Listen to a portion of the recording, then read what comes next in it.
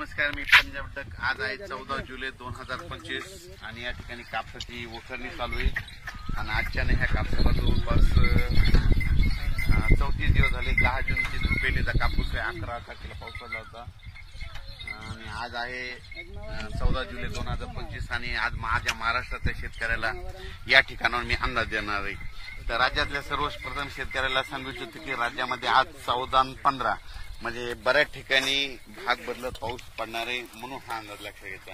म्हणजे विखुरलेल्या स्वरूपात सांगायचं झालं तर परभणी जिल्हा, लातूर जिल्हा, बीड जिल्हा, धाराशिव, त्याच्यानंतर नगर जिल्हा, त्याच्यानंतर जालना जिल्हा, संभाजीनगर, सोलापूर जिल्ह्यात आज बऱ्याच ठिकाणी विखुरलेल्या स्वरूपाचा पाऊस पडणार आहे, म्हणून हा अंदाज लक्षात घ्यायचा।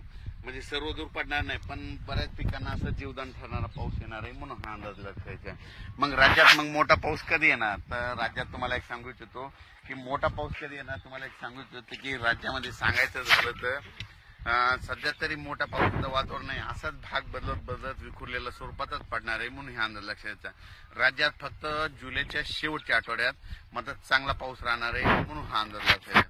म्हणजे सांगायचं तर जुलैच्या शेवटच्या आठवड्यात म्हणजे हा पाऊस राहणार आहे। शेवटच्या आठवड्यात चांगला पाऊस, मग ते वाहूनी वडे नाले वाहणारा पाऊस जुलैच्या शेवटच्या आठवड्यात पाऊस येणार आहे, म्हणून हा अंदाज लक्षात। पण राज्यात सध्या तरी मात्र पूर्व विदर्भ झालं, पश्चिमी विदर्भ झालं, दक्षिण महाराष्ट्र, उत्तर महाराष्ट्र, कोकण पट्टी, खानदेश सर्व दूर असं वडे नाले वाहतील तसा पाऊस नाही।